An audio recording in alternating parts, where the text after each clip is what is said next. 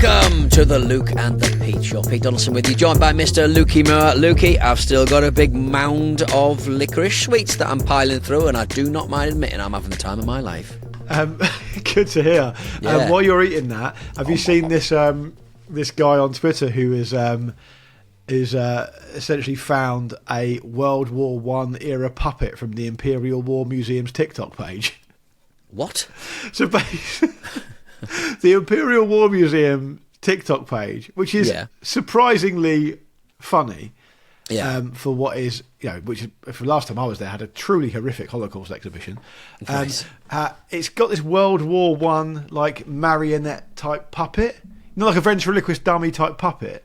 Oh, so it's got like a figurehead, like a sort of totemic kind of mascot. Yeah, well, I think it's just an exhibit that they've just decided. Oh, right, okay. So what they did is they posted a TikTok quite recently. You know those truly horrific mouth-moving ventriloquist dummies? Yeah. It's like that, but it's dressed up as a World War One soldier, right? And the Imperial War Museum's official TikTok did, instead of asking ChatGPT, why not ask Douglas, our slightly haunted World War One puppet, what he thinks? And so people are sending questions like, Douglas, how do I save a PDF? And Douglas is replying with, I do not know what PDF is. Is it in no man's land? That's not very well written. Douglas, how do I correctly estimate my taxes? No need for taxes in the trench. Get digging. Get digging, Ida.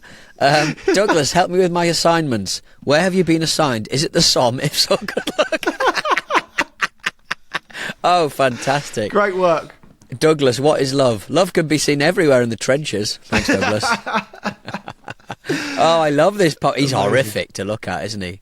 Yeah. I can remember, this is going to shame me, but I'm going to say it anyway. I remember being about 15 or 16 and I had a job at Asda. I must have been 16.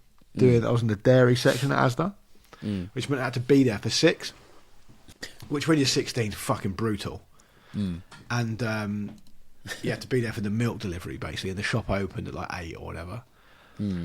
And that was on the Saturday. On the Friday night was the Harry Hill show. Right, okay, yeah. Do you remember when Harry Hill went through that phase of having that ventriloquist dummy? Yes, I do remember that. It used to fucking freak me out so much I couldn't sleep, and I'd be so tired at work the next day. Because it was genuinely really frightening. And I think my fear of them stems from a movie with Anthony Hopkins called Magic. Have you seen it? I remember something about that, but no, you have to remind me. So basically, it's directed by Richard Attenborough, and it's Anthony Hopkins plays a magician who is crap, right? And so he starts a new act, which is like a combination between being a magician and a ventriloquist. Yeah, and he's got this ventriloquist dummy called Fats, right? And it starts becoming really successful, and then essentially you start to wonder whether Corky, who's the kind of Corky is the character. Sorry, Corky's played by Anthony Hopkins. Fats is the ventriloquist dummy. Who's the real puppet master here? That's the question. Yeah, it gets and it turned is around. Frightening, absolutely because he's quite chipper, isn't he, Anthony Hopkins? He's Silence of the Lambs, yeah, really chipper, yeah.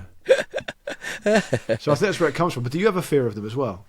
You know what? It's not even their funny little faces. It's not the fact that they're made of, carved wood and papier-mâché and stuff. It's not the fact that they look like they're from the Victorian era. It's their little clothes. It's their little, put together. They're always wearing like a suit, and like it's basically babies in suits. The Boss Baby, horrific, absolutely horrific, horrible little fella, voiced by a man who killed a woman. Who's that? Alec Baldwin. Right, yeah. But that was the Boss story. Baby. Yeah, well, yeah. I mean, is there a whole like subplot there that he was being abused by his wife as well? Who? Alec Baldwin or Boss Baby? Alec Baldwin. Oh, I don't know. Doesn't he have a wife who pretends she's Latina, but she isn't? I'm fairly certain. I'm sure he got like something. I'm sure there was some mad thing came out about Alec Baldwin's wife, like behaving very strangely towards him or something. Right. Okay. Yeah. And Alec Baldwin's situation was that like he fired a gun and it killed someone, but it was a prop error though, right? It's always a prop error, isn't it? I don't know why in this day. I think we spoke about it at the time, but I don't know in this day and age we need actual blanks. We need all of that stuff. I think guns can generally be CGI'd in pretty effectively these days. Yeah. And because the same thing happened with Brandon Lee, right? Yes, yeah, he was. That was a blank that basically propelled a bit of metal into him. It was behaving strangely. Hilaria Baldwin was born Hillary Hayward Thomas. She thinks she's Spanish. It's hilarious to hear her speak when she's not really Spanish. That's a very odd thing. She's from fucking Cuba or something. She's from Boston, apparently. Yeah, it's good stuff. Wow. Well, I mean, you'll do anything to get rid of that accent, won't you? Oh, that's a good accent, that. Is it? Or is it just charming? I really like it. Is it basically just the Leeds accent of America? You can ask her, what's wrong with the Leeds accent? It's just not as good as Sheffield, is it? Where's this come from, Peter? Where would you rate the Hartlepoolian accent? I don't think we really have one. I think I've said it before. The lads get to a certain age and they just sort of go, we're not Geordies, we're not from Middlesbrough, we're somewhere in the middle, and we just sort of adopt this kind of like Vic and Bob kind of accent out of nowhere because we're just thrashing around trying to find one, really. And when you go back up north, do people say your accent's softened? Yeah, but then I'll pump it up to do the old voiceovers, won't I? Oh yeah. That's how it works. So you really like the guy who did Big Brother? Because remember you sounded to me way back in the day when I first met you that the Big Brother voiceover. God, no one talks like that in real life. No one talks. Well, of course, no one talks like that. But it's just that. Oh God, yeah, it's just a bit much. He's from Billingham or something. He's not even from like. He sounds like he's from like Sunderland or something. I think he's from Billingham. No. The diary room. The Big Brother. I wonder what the host. chat was there. I wonder what the chat was to how to get to where like you need to be. Kind of like this guy who have you played the new Indiana Jones video game? Obviously not. I play Ark Raiders and that's it at the moment. You're an Ark Raiders man. Yeah. Well, it's very good. Which has gone to shit, by the way. Why? What you've got? So buggy. Oh really? Yeah, I think I was reading it yesterday. Like it's lost something like 70% of its players. Right, but that's games been going for a while. Like, you can't. They keep issuing patches and it keeps not fixing it. Right. I wonder what's gone wrong there. Yeah, don't know. Maybe all the servers have been switched over to doing AI stuff. Yeah, maybe. Anyway, what were you going to say about Indiana Jones? The guy who does the voice was basically saying that when he first started, like it's an incredible approximation of a young Harrison Ford. Really, really good stuff. He was doing this thing with his fingers, and the director said, "Stop doing that thing with your fingers because then you're doing an impression of Harrison Ford. You're not being Harrison Ford. You're not being Indiana Jones." And he's like, and it really sort of switched things around for him. I mean, give it a little Google for his. What's the name of the game? The game is Indiana Jones and something about a circle, the golden circle, maybe. Right. It's great. It's got it's the last performance of tall black guy, bald, not the Jelly Man, Candyman. Oh right, okay. It's his last performance. The Jelly Man. The Jelly Man. It's not even a thing, is it? What does your brain leap to that? I don't know. I was just trying to think of what it was. But yeah, so he's there's the last performance, but it's a really good game, and it got no awards because when games get put out on like at the start of the year. By the time it gets to award season, if you put your game out about February time, you're not getting an award, even though you can be really, really good. And your Ark Raiders who come in November take all the awards. It's disgraceful. Well, I find Ark Raiders a curious thing because for those of you listening who don't know what it is, basically it's a combination between, I said it's a bit like a more in-depth, complicated Helldivers, but it's got a bit of a battle royale feel to it as well. Yeah, and I do quite like it, and I enjoy playing it. Basically, the whole premise is that human beings live. Do you know about it? Yeah. Yeah. Yeah. So human beings live underground, and you go up onto the surface, and you kind of collect things, and you have tasks to do, and the whole planet is basically taken over by these kind of AI machines, right? Yeah. And you have to fight them sometimes, and it's kind of cool and it's interesting, and it's clearly got that thing that keeps you coming back, which is collect this thing, just collect that one more thing, and upgrade this, and do all that kind of stuff. But the weird thing about it, I find, is that you encounter other raiders while you're playing, real life players, in different squads, and you can just choose whether to shoot each other or not.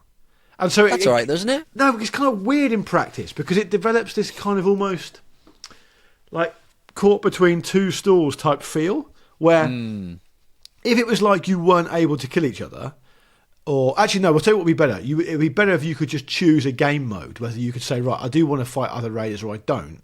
Yeah. Because when you try and shoot one of your own squad in Ark Raiders, you can't kill them. So you could easily activate that just for other raiders, and you could embark upon missions together. That would be really fun. But the problem is, like, you never know if someone's friendly or not, and you could be halfway through a mission with them, or take down a big Ark, bad guy or whatever. Yeah.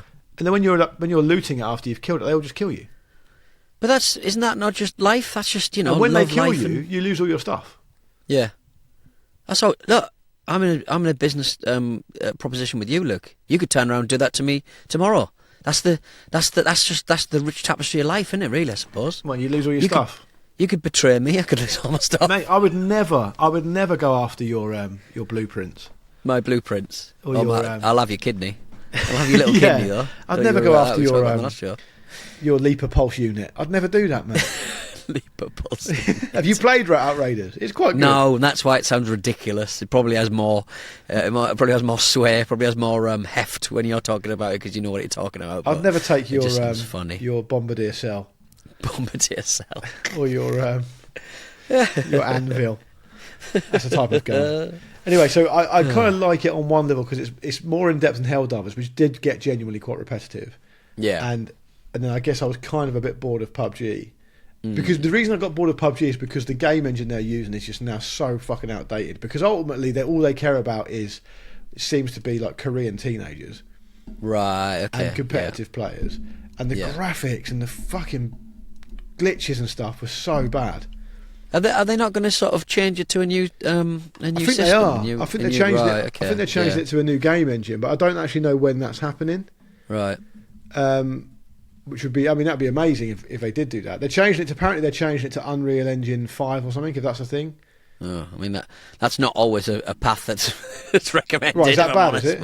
Well, it does have, you can tell an Unreal game a mile off, really, because they all kind of look, they're not the same, but they've got certain similarities, I think, and it can sometimes, I think, was the last Oblivion remaster, I think, that was run on the previous game engine, but then it had Unreal running on top of it, which just seems very, very unwieldy. But I think it managed to sort of get there. Ugh, it's just a difficult thing to sort of deal with.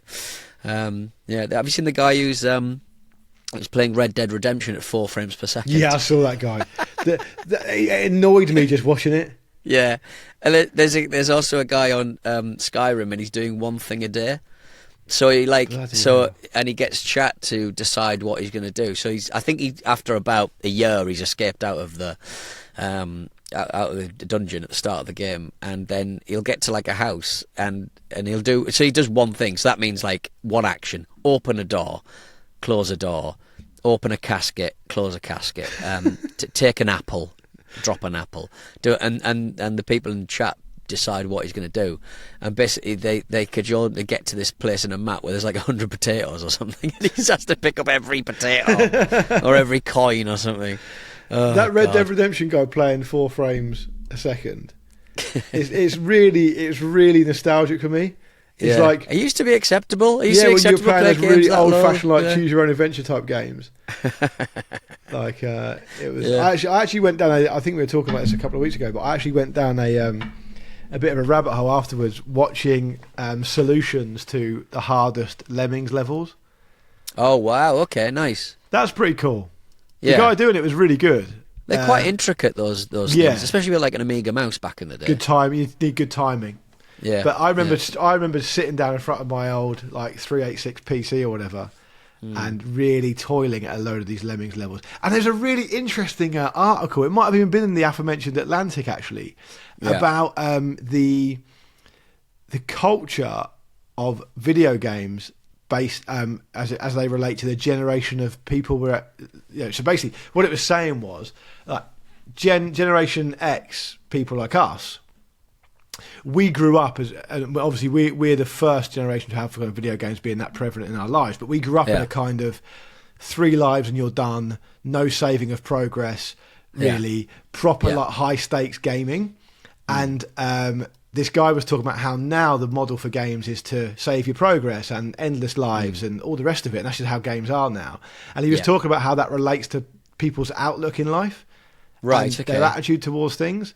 It's do you really, not I'm not think doing it justice, but do you not it's really think this sounds fascinating. like a kind of it was better in the olden days, you know, the avocado toast crew? No, he wasn't really saying. He He wasn't really judging it. He wasn't being judgmental about it. He was just saying that for people of mine and your generation, it's like he was. I guess what he was essentially trying to say is like we care a lot about things and we get anxious about stuff, and he was relating it to it. And when he was saying that people who play video games now are like they're just apathetic.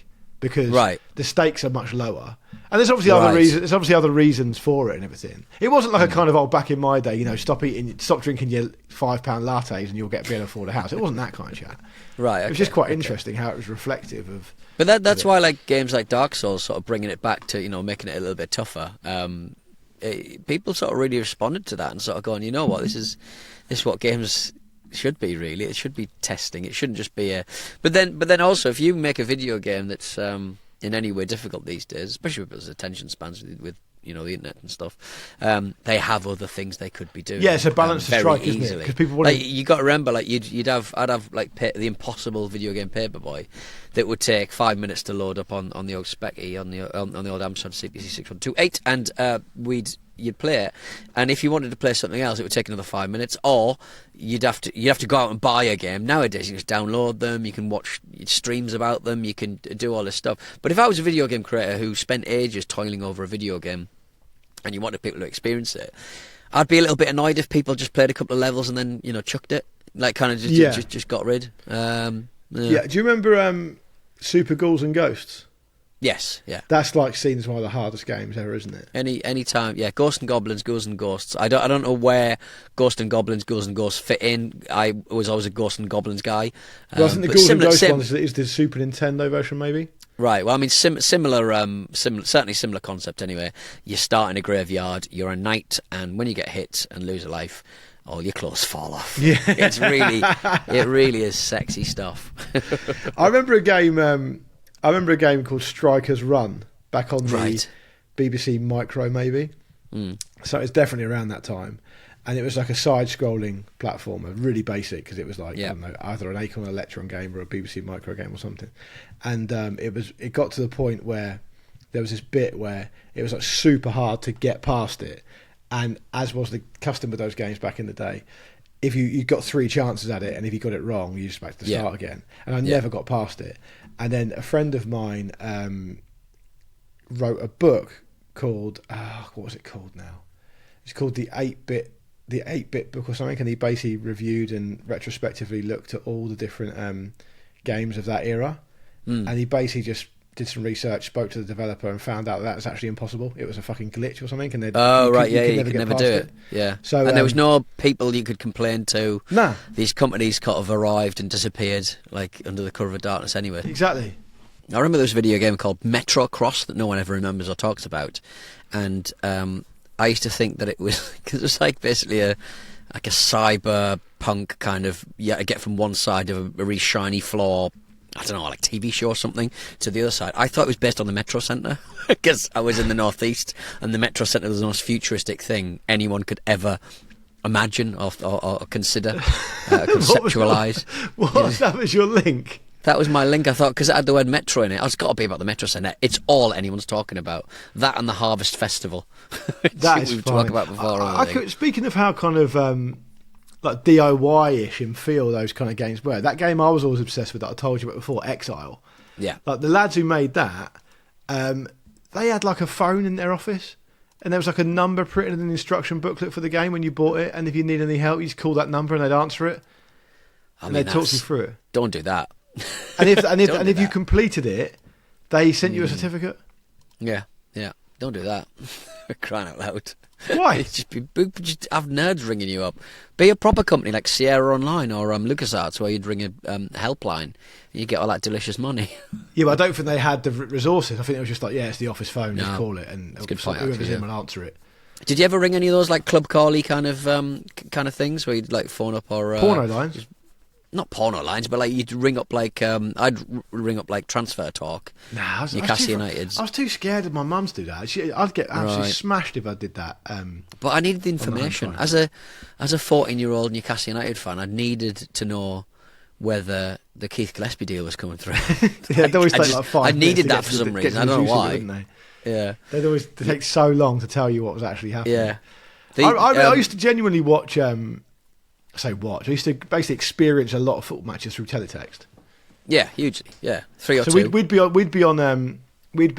at my nan and granddad's house, and we'd have like grandstand on, and then every few minutes my uncle would be loading up CFAX for the scores, It's good, isn't it? and it'd It's refresh good. once every like 10 seconds. And how's Yeah. a goal? Did you Digitiser celebrate the like it was video. a goal? 402, I think, was Digitiser. Maybe that was. So 301 was sport headlines, 302 was football headlines, 303 Yeah. was live scores, I think. Yeah. And then Channel 4 teletext was good because that had Bamboozle. Bamboozle, the Bamboozler man. Yeah, where you press the red, yellow, green, or blue button to answer the questions on the quiz. Yeah. And if you got it wrong, it'd start at the beginning again. Was it like other quizzes and stuff? I seem to recall. I think Sorry, so. I'm moving my mic around, so I might make a bit. And also, do you want to know something else? There we go. Fucking What? mad. That when I went on my first lads' holiday in 1999, Yeah, I was 18. Me and 9 of my mates, so 10 of us went. brilliant. What a time. Yeah, it was me, Piercy, Clarkey, JT, Phil, Duncan, Dan, Lee. Who else? Penny, and then one other person I've forgotten. Oh, Rob. Yeah, right, that was 10 of us. What did Penny Mordaunt end up doing? With her, like, Yeah, I don't think she wasn't involved. Anyway, we booked that holiday through teletext. right. How do you transfer money like over the phone and stuff? How did we just do call that back in up, the day? And I think you paid using a kind of. I think I ended up paying my portion of it using my mum and dad's like credit card or something, Right. and Okay. I paid them back from my savings or something like that. Yeah. Yeah, I just can't like fraud must have been everywhere. Fraud must have been absolutely everywhere. when I went on like my trip to New Zealand, where I ended up getting like a round the world ticket. Yeah. That was a legitimate physical round the world ticket. Mm. And it basically had a collection of like 10 plane tickets in a book. Yeah. And it had open dates on the plane tickets. Oh, So so you could so- just rock so up you- and sort of go. So there I you knew, go. for example, I was going to be playing football in New Zealand for X amount of months. Yeah. And the tickets were dated around that Yeah. in the right, order. okay. So basically it was like, right, so on this day you're going from London to Sydney via Yeah. Singapore. Then your next plane ticket, you're flying out of Brisbane around this kind of day, and you're going from Brisbane to Christchurch. Then you're going to make your way up. You know, I travelled around New Zealand. Then like 8 months after that, I had a ticket from Auckland to Fiji. Yeah. Then I had a ticket from Fiji to the Cook Islands. Then the Cook Islands to Tahiti. Then 2 weeks after that, a ticket from Tahiti to LA. How are they talking to all these different companies and just getting and tickets then I for had them? like a few weeks after that, LA to New York, and then a couple of days in New York, and then I flew back to London. And the whole plane ticket was across like a whole year. So what was the so the plane ticket like? What did it say? Like, how do you make that plane ticket? How do you book that plane ticket in? Basically, have you got to ring up the? So you the- go the- to like the a local provider? travel agent. Right, and go. Can you book that in? Yeah, for and it me? was STA Travel, who had branches all over the world. I see. So, So, and- yeah, and then STA Travel basically- were huge. Are they still with us? STA I'm Travel? not sure. They were massive, yeah. But the other yeah. thing I remember about it was that I had to go away for this amount of time. I had Yeah. this like water and airtight sort of bag thing Right. that had a seal on it that I had my plane tickets, my passport, Yeah. and some like emergency travellers checks or something. Right. Okay. Yeah. And that's all I had. How quickly were you thinking about getting those travelers checks? Oh mate, I spent all the money before the football season even started in New Zealand, and I wasn't getting paid to play. No. Okay. Right. So I had to get a job, and I didn't have. Oh, by the way, I didn't have a work visa. Did I not tell you what I did? I probably shouldn't be admitting this. You were doing stripping. You were doing shop fitting or something. Right? You're stripping. Yeah, I got a job as an electrician's labourer. That was with my mate's dad, so Yeah, he just paid me cash in hand. Yeah. But to get a legitimate job, which I really needed, I must have told you this story. I basically posed as my mate who did have a work visa. Right. Yeah. Yeah. I took a passport photo of myself in a passport booth. I put the photo over his photo and his passport. Yeah. Photocopied it. Yeah. About 6 times. Posed as him. Interviewed for jobs. One of the jobs I got in a bar, he did the interview for, got the job, decided he didn't want it. I told him to accept it, and on the first day, a week later, I turned up and they didn't notice. They didn't notice that you were a different guy. Didn't notice I was a totally different guy. And I showed them the photocopied passport and they just accepted it. Yeah. The problem is I had to keep remembering that my name was supposed to be James, right? And I almost got caught out a couple of times. Right. And then the money got paid into his bank account and he would just give me the cash. That's absolutely wild. Did he not to get caught? To be fair to him, he didn't. But 20 odd years ago, you could get away with that stuff. You can't do that now. Yeah. No. Yeah, people have like it's QR codes, isn't it? It's QR codes that has done it for us. But I remember once. This is a pub. I don't know if it's still there. If people are listening from Auckland, they'll be able to tell me. But it was a bar called the Eagle, right? And it had quite a cool bar. And at the back, it had like a venue space. And so I had a job there as a barman and then a glass collector and stuff like that. And honestly, mate, after like 2 weeks of doing it, the manager pulled me in and said, because they kept calling me James, right? And my name is simply not James. Yeah. The manager called me into his office like before a shift, and he was like, is everything okay? And I was like, yeah. And he said, look, you can tell us if you like. And I was like, what? Shitting myself. And he was like, if you're hard of hearing, you can tell us. Brilliant. And I just denied it. And, he said pardon. Yeah. And I managed to squeeze like another couple of weeks' work out of it, and I just had to leave. Right, because it was just too obvious you weren't. You weren't the James. Yeah, it was ridiculous. Yeah. I could have kept that going. I did the same thing honestly, there's a really famous department store in Auckland. It's still there, and I'm not going to name it, but anyone who knows anything about Auckland will know what it is. It's like the fucking, the John Lewis or the Selfridges of Auckland. And I got a job in there, right, with no work visa, no ID, no bank account. They just did it. Everything they asked for, I just fucking made up. They didn't check it. They paid the money into my mate's bank account, didn't check it, and I worked there for a wee while as well. There you go. Jamesy face with an Auckland booty, as they say. Shall we take a short break and then come back with a quick battery? Sounds good. We're back with Luke and Pete's show feature that occasionally runs. It's an occasionally running service. It's like one of those local bus routes that haven't been seen for a couple of days. Speaking of that, I saw something in my timeline on Instagram the other day of a girl who visited the least used train station in the UK. Yeah. And it had in the entirety of 2025, it had seen 68 passengers through its gates, both on and off the train. It's just one train a day. I can't remember the name of it, but it was in like rural Nottinghamshire somewhere, between Nottingham and Grantham. Yeah. And she basically stood there all day, and one train stopped, and no one got on and no one got off, and that was it. I mean, that's the thing that you sort of you sometimes see it in like rural Japan, where they'll keep a station open just for the last young girl to finish school. Right. And then they'll stop the train because like everyone's old in Japan, and so like she's the last young person in the village, and so they run it until she graduates from college or whatever, and then they just stop doing it. It's just really depressing. But it's but you do sort of go around some kind of like rural train stations in Britain. You do sort of go, who's using this? Who's using this, for crying out loud? Do you know? Speaking of train stations, right? If you look at don't ask me how I know this, but there's a list on Wikipedia of the closed railway stations in Great Britain. So every railway station that at one point existed since the advent of rail that is no longer there, and it's got a list next to it of the years that they were closed. Right. Yeah. And there is something like, it's all separated out in alphabetical order.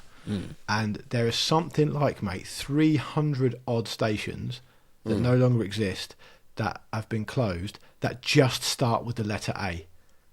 Jesus Christ. I'm being serious. Yeah. Like, if you look at the ones that start with the letter C, there's like another 300. There must be, someone should do the numbers. There must be, think how small Britain is, right? Right? But there must be, mate, like 2,000-3,000 railway stations that don't exist anymore. Yeah. But I guess villages sort of shut down and new ones, and you add. But then surely they must be like, did St Neots have a fucking train station? Because there's no reason for a train to run to St Neots. I always think whenever I go to St Neots, I'm like, I hate this town. So Pimlico on the Victoria line. In the last 5 minutes ago, which one on the Victoria line? Pimlico, yeah, waste of time. Just St. kept James's open Park, because it's piece rich of shit. people, isn't it? Elton and Alston Station is the least used one in the UK.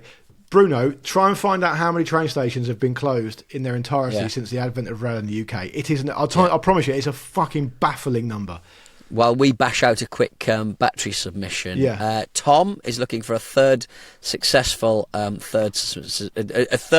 submission.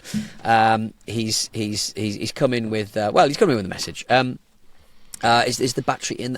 He's coming with a battery. It's a Worth battery. W-U with the umlaut R-T-H. Luke will look for that one. Hi chaps, Tom from Cheshire here, formerly of Power of Love fame from the early days of Laps. Not really sure what that's referring Can't to. remember that. It sounds Next. delicious. I'm a few shows behind, but in the latest episode, Luke declared the end of the world is imminent. So I thought I'd get this offering into the battery daddy and its robotic keeper before Armageddon makes podcasting infeasible. Last year, I was away with uni mates in Austria for a long weekend. In the apartment we stayed in, the TV remote didn't work, so I opened it to reveal a lovely pair of Worths. TV, wine, alpine maps and apples in the blurry background. I'm not absolutely confident with this submission, but it's a long shot, hoping they'll earn their place next to the Boots and Junerd batteries I've previously had success with. On a separate note, was it a new one? Third ever submission, so pretty rare but not unique. Bad.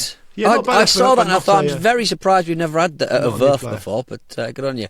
Well, on a separate note, you were interested in celebrity sightings a while ago. Back in September, I was with my dad at Altrincham Market, getting some food before the England-South Africa T20 at Old Trafford.